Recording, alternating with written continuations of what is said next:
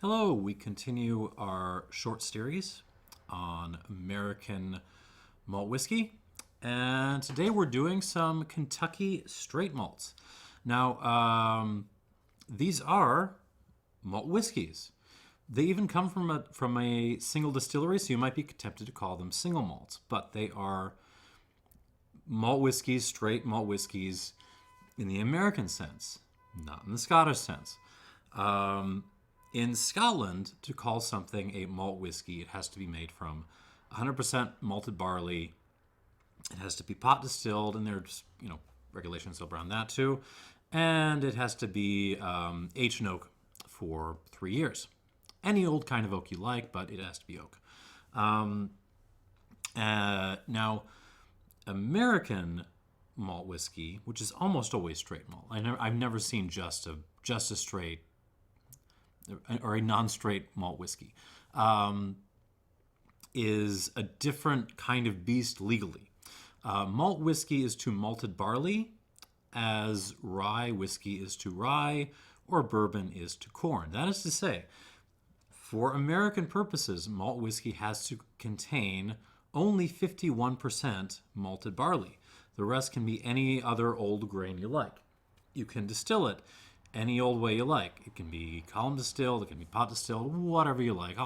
Hybrid setup, fine, as long as it isn't over 80% ABV coming off the still.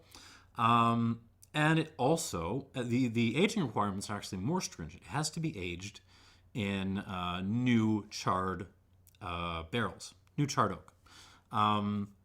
So no sherry casks or ex-bourbon or anything like that, unless it's a finish or something. So this has always seemed to me like a category which is ripe for exploitation. So imagine you have it's a base of malt, right? That's going to be the dominant thing, but then you can throw anything else you want in there. Malt and rye. Oh yes, you could do sort of the reverse of that. Wonderful 49% malt MGP mash bill that I love so much. Malten wheat. Oh my God. Take my money. I would love to try a malt dominant malten wheat mash bill. That sounds amazing. But that is not what we have today. Today we have got malt and corn. These are 65 malt and 35% corn. It's a little more aggressive on that last pour. These are from the Rare Character, which is a I don't know whether to call them an independent bottler or a non-distillery producer. I don't know what the correct term for this stuff is anymore. I'm gonna give that middle one a little more. But basically, what they bottle other people's stuff. That's what they do. And they've bottled a bunch of cool things in the past, ryes and stuff like that. But in this case, they got a hold of some very, very old straight malt whiskey. Now, they're not declaring the distillery, but the mash bill, 65 malt, 35 corn, is something you've seen before on some Parker's Heritage releases made by Heaven Hill. So that's interesting. Clearly there's some non-disclosure agreements in there, but no one is really wondering where this stuff comes from. There's a clear suspect at play. So aged in new charred oak barrels. And I have got a 9-year-old and two 14-year-olds, and I'm darn excited to try these. These are also all fire bombs. This first one is 65.95%. And it is the least alcoholic of this bunch. So let's kick things off with the 9-year-old. This is E-M9-28. Here we go. On the nose. Oh, man.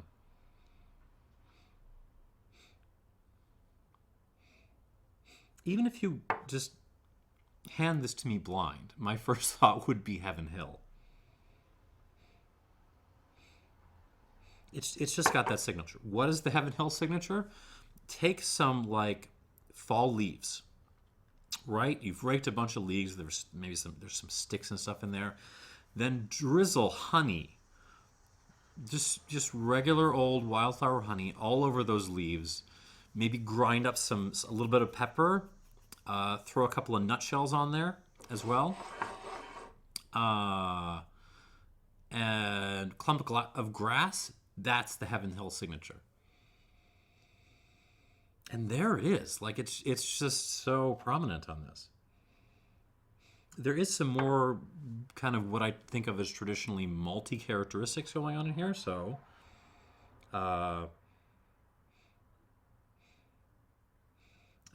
some chocolatey stuff, some malted milk balls.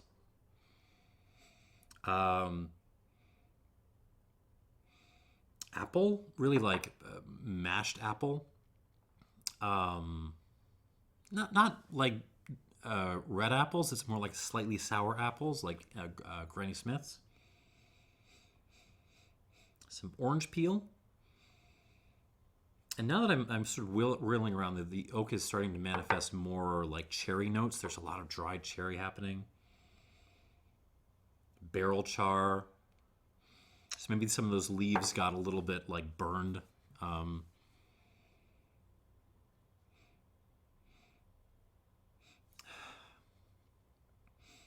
I mean, initial impression, it's very much like a malty twist on classic Heaven Hill. You put like Elijah Craig barrel proof, Larceny barrel proof. I think there's a Bernheim too. I've never tried it, but I can imagine. You put all those in a row. You can slide this one right into that, or Pikesville. Yeah, you could slide this one right in there next to it, and it would seem right at home.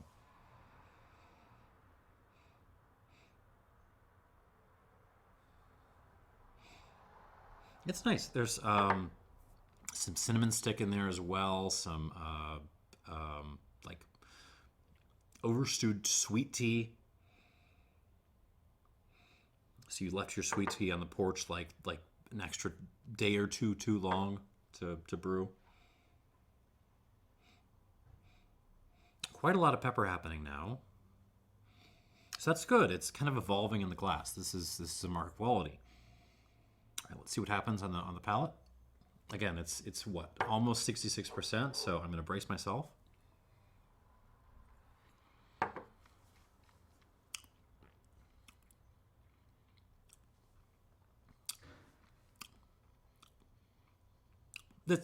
It's Heaven Hill. Like there's no doubt in my mind this could be from any other place than Heaven Hill. Like it just screams like that. Like leaves and honey and dried cherry kind of character.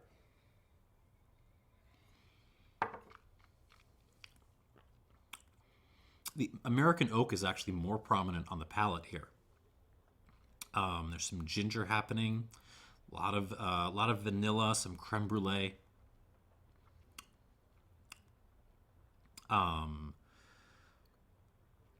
Ginger snaps. My favorite cookie, actually. If any of you are visiting, please bring me ginger snaps. Actually, don't. I'm trying to keep my weight off.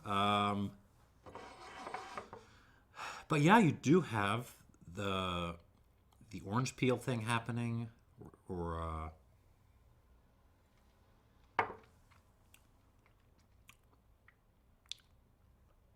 grassier than I expect Heaven Hill to usually be. There's some, and it's like a fresher grass. It's like, yeah, like clumps of fresh grass more so than like dried grass.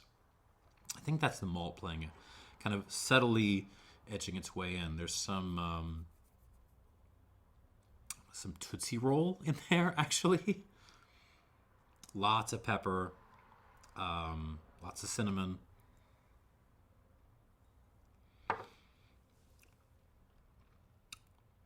It's very, very, very American, and I like it. It's very Heaven Hill. I've deliberately not checked the price points on these. I don't think I want to know. They're not going to be cheap. I know that. All right, let's add some water to these, and we'll move on.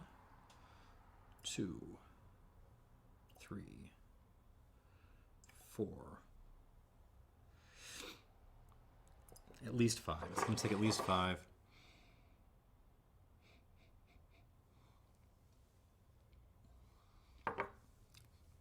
I know they're not cheap because older American whiskey, and somehow like older than 6 or 8 years counts as old, is just obscenely expensive right now. Like even light whiskey that has a little bit of age on it is going for stupid amounts of money. But that's the whiskey world for you.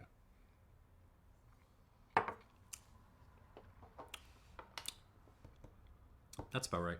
5.5. All right, moving on. This is the 14-year-old. Well, 14 years, 5 months. They're very specific about this. This is bottled at, this 14-year-old was bottled at 66.9%, and it is E-M14-47. I have another 14-year-old to come, which is even stronger than this. All right, let's buckle up. I'm a little bit scared. Heaven Hill with the Elijah Craig 18 has what is for me the poster child of over oaked. So really, I want to try this, but I'm a little bit. I'm expecting to be just punched in the face by an oak tree. Let's see what happens. Ooh. That is not what I was expecting. What is that? This is okay. So first of all, this is a very interesting and distinctive nose. It's you can identify some normal things going on, like there's a little bit of vanilla playing around. There's quite a lot of cinnamon and pepper.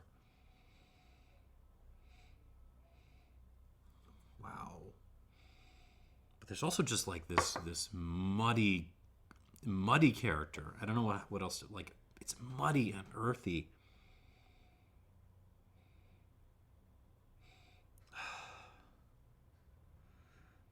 That is fascinating. All right, I'm gonna try to pull out some deeper notes here. But my first thought is like maybe not mud. This is like more old dirt. I mean, if you go out to like a vineyard in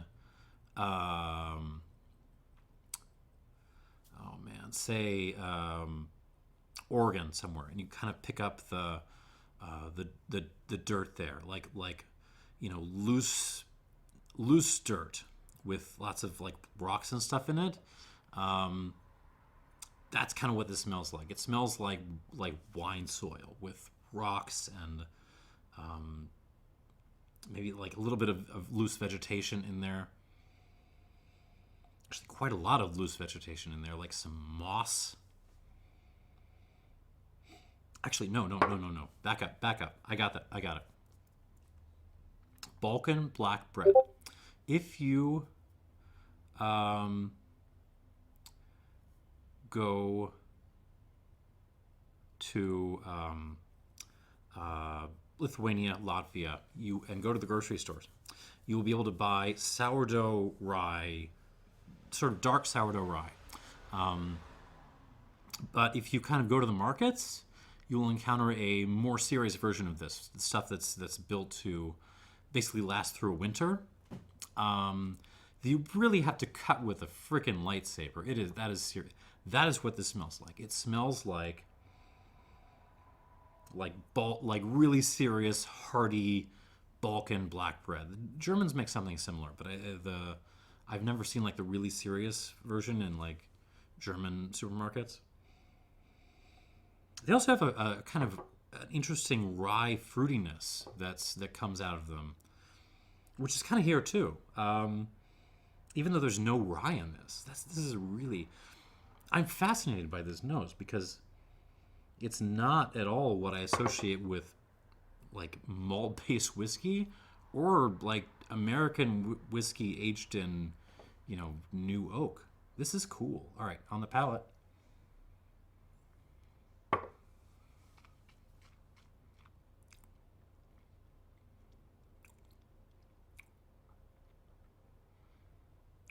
Oh, that's good. More conventional on the palate. The cherries are back. There's some dried cherries. There's some Kirschwasser happening. A lot of vanilla, a lot of creme brulee. The the leaves, the twigs, the ash.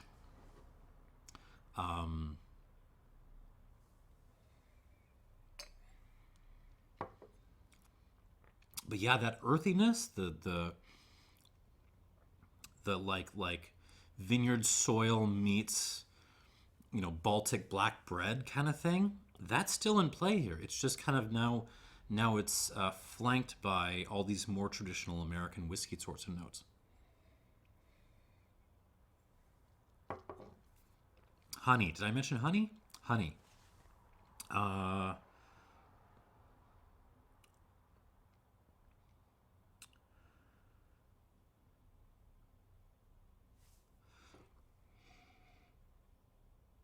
I'm drinking this. This is a really really nice whiskey actually.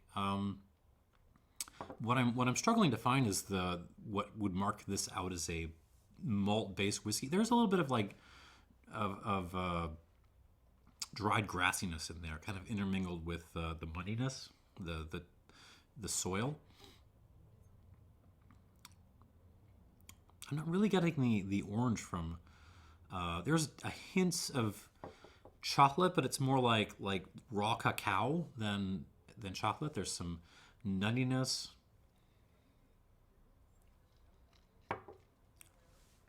No, it's interesting. The raw malty characteristics I was getting on the 9-year-old have now really kind of transitioned to these more kind of interesting tertiary characteristics, and I'm kind of all there for it. This is nice. I don't want to know what it costs, but this E-M14-47, this is all right with me. And a very different take on American whiskey. 2, 3, 4, 5.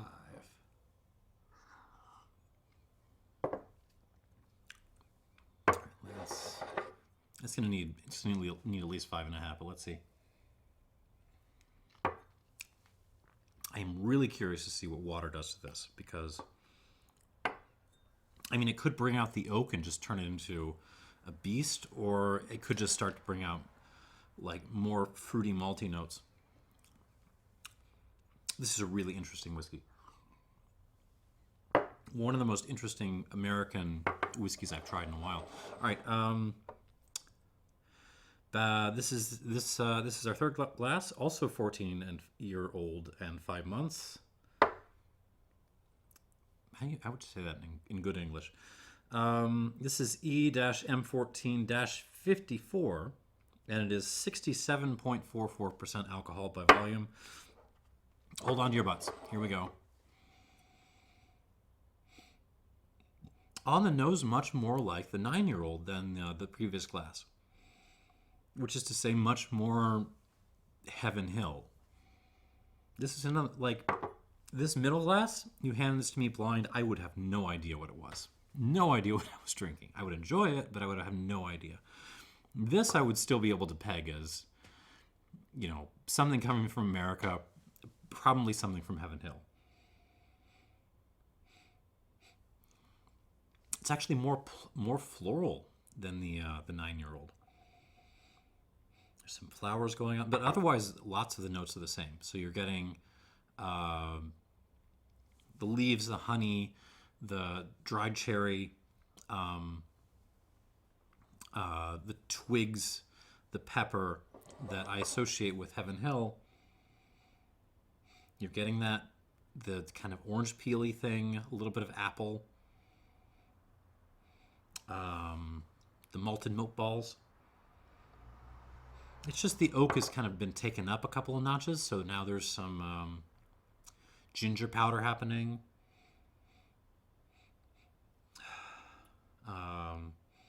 Oatmeal raisin cookies.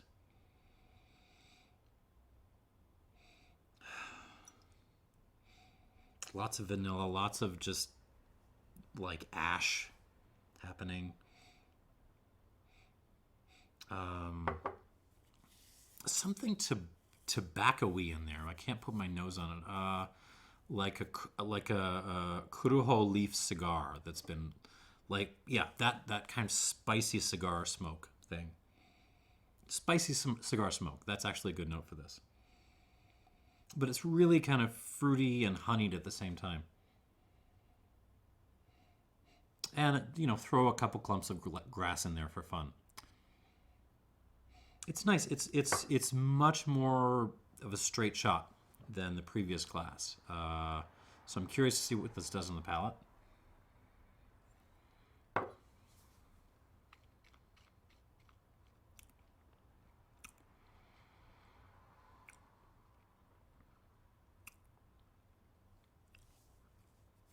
Kind of the same story. This presents is basically this particular iteration of the 14-year-old presents as basically an older, woodier version of the 9-year-old. That's pretty much what you're getting. So all the notes. Do I have to repeat all the notes? All the stuff I said on the nose and all the notes you were getting on the 9-year-old, they're here again. Except there's more smoke. There's more ash. There's more wood tannin, overstewed tea.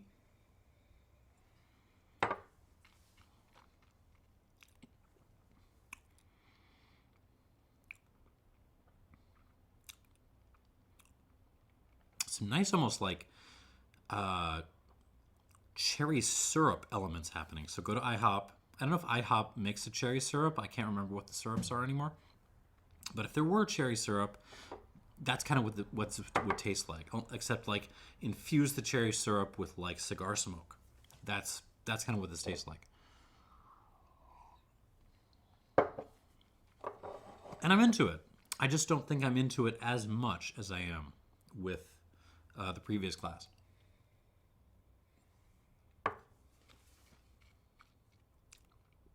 But you know what this is? This is a damn good American whiskey. You put this in front of bourbon fans, rye fans, they're going to dig this. They're going to appreciate what this is. Yeah, I can't think of anything more to say about this right now. Again, my hope is when I add water to this that the oak will not come out and slap me in the face. It's pretty oaky right now, but we're not on the edge. We're certainly not. We're not pushing my comfort zone with this. It's just very oaky. And that's the style. And that's fine.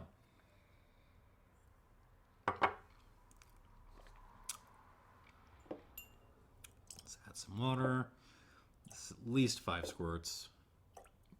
Let's just go for 6 squirts. Let's just cut to the chase.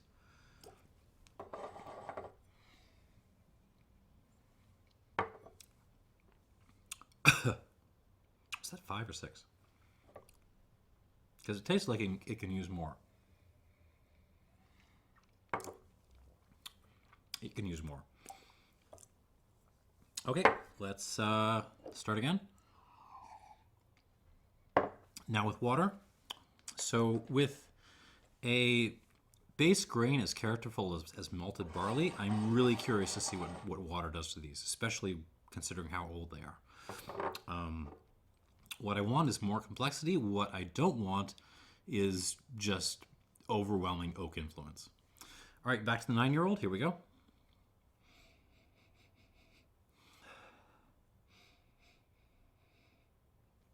To my delight, it's actually the chocolate that comes out. Lots of malted milk balls now. There's like some s'mores happening. Oh yeah, very, very, very decadent. It's the kind of desserty side of malt whiskey that's kind of starting to show up, but still with that kind of like Heaven Hill signature happening. It's just kind of like that's phased out a little bit, and the chocolate is kind of phased in. Cool. Okay, here we go on the palate.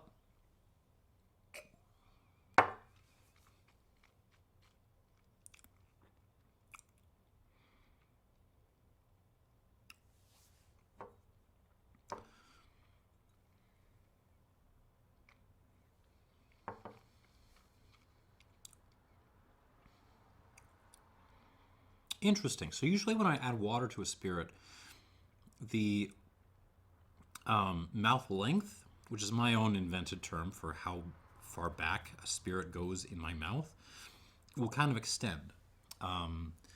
Usually I expect water to kind of develop the mouth feel and the mouth length. Here it's actually receded a little bit. It's actually, before this was kind of just starting to poke at my throat. Keep your mind out of the gutter. It was just starting to poke at my throat, and now it's actually kind of pulled back, so it's just going past my molars a little bit. It's still very delicious. It just hasn't really picked up anything with water, and I think it might have just dumbed down a hair. Don't say that I've drowned it, because I haven't.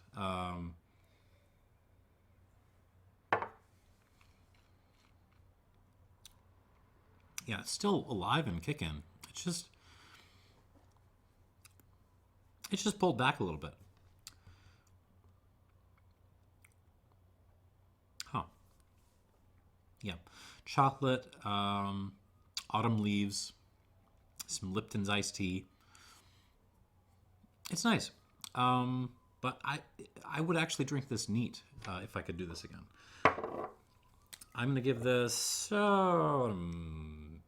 85 minus.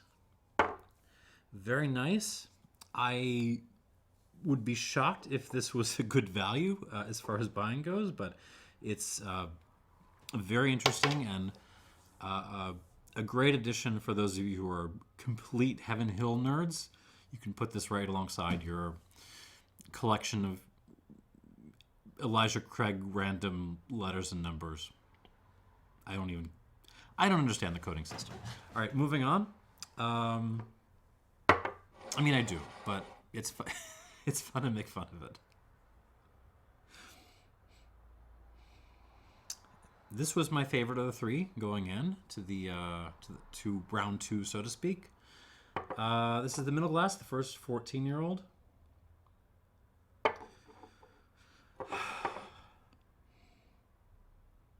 It has opened up with water. It's less. It was so dense trying to nose it before.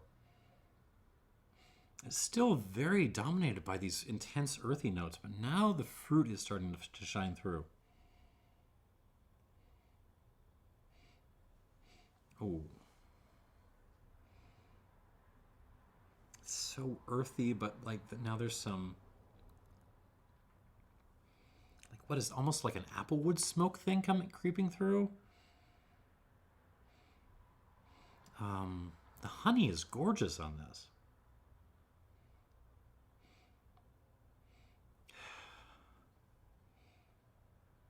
And it's also actually, just like the previous glass, the chocolate is kind of stepped forward. There's a little bit of that Tootsie Roll thing I mentioned somewhere in here. That's kind of come forward, but it's like the best Tootsie Rolls ever made. Yeah, certainly, for me, the most complex nose of these three. And the most distinctive. Okay, here we go, on the palate.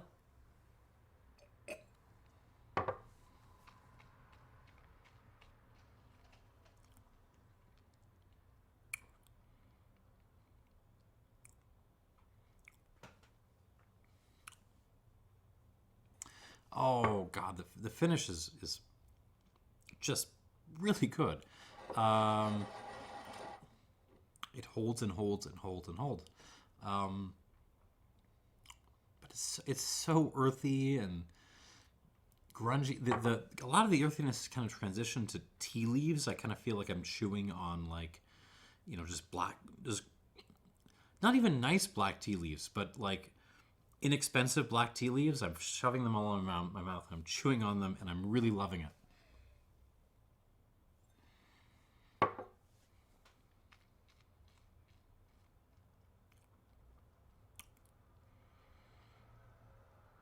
Now that I've added water, it's actually quite delicate. It hasn't lost anything on mouth length the way the first glass did. But yeah, I know it's strange to speak of a seriously woody 14-year-old American whiskey as delicate, but yeah, there's some subtlety here. Yeah, there's some a little bit of flowers coming out along with the grassiness. Oh, I really like this. I can't go crazy with the score. It's not developing those kind of third tier flavors that I would look for to put this in the 90s, but it's an easy 88 for me. 88 points. And just a very, very impressive effort. Good pick by the, who are these people again? By the Rare Character people. All right, and moving on to glass number 3. Second 14-year-old.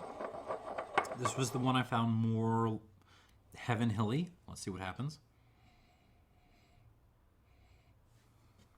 And once again, I'm seeing a pattern here. It's the chocolate that comes out.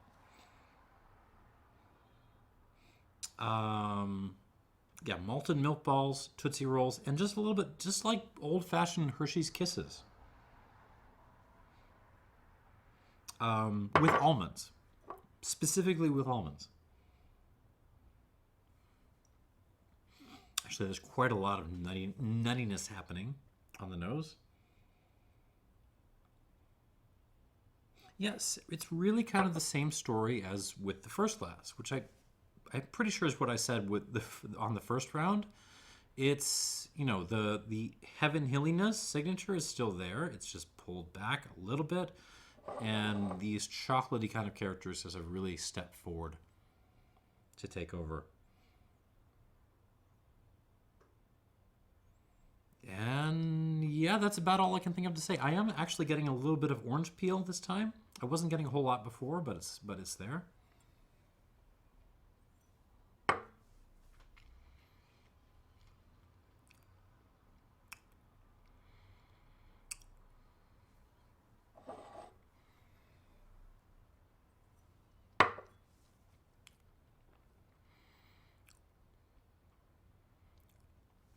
Yeah, it's just a better, older, fuller, oakier version of the 9-year-old.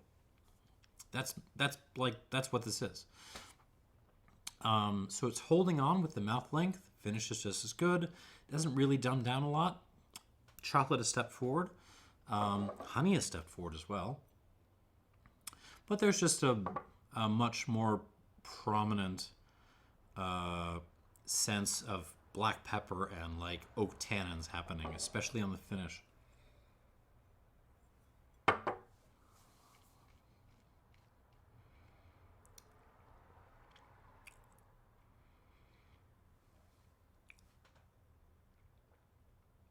Yeah,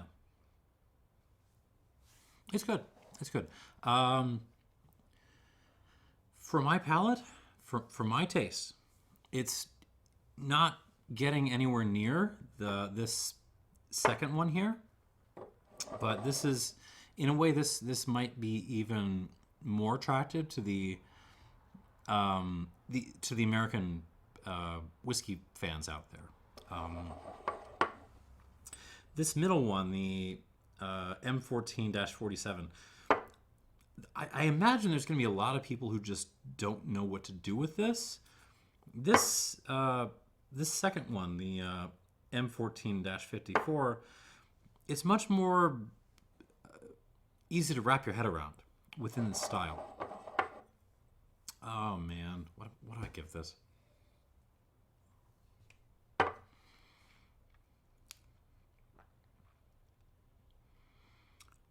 I'm stuck. I'm stuck between an 86 and an 87, so I'm just going to call this an 86 plus. It's an 86 leaning up. And yeah, that is your final score. So for the 9-year-old EM928, 85 minus. Very nice whiskey. Do not add water to this. I mean, it's right in there with the sort of Heaven Hill house character. Like, that's just how it presents itself, but with its own little twists. And then, kind of second place is the E-M14-54 with 86 plus. Better version of what I just talked about. And then the one that is really interesting for me, and the one I would be most interested in having a bottle of all these is the E-M14-47. This is seriously interesting stuff. Yeah, wow. No, wait. Ooh, it's actually starting to get kind of sour now. Yeah, the sourdough rye thing that I mentioned. Good stuff. 88 points. And that's all I got. Thanks for watching, and cheers.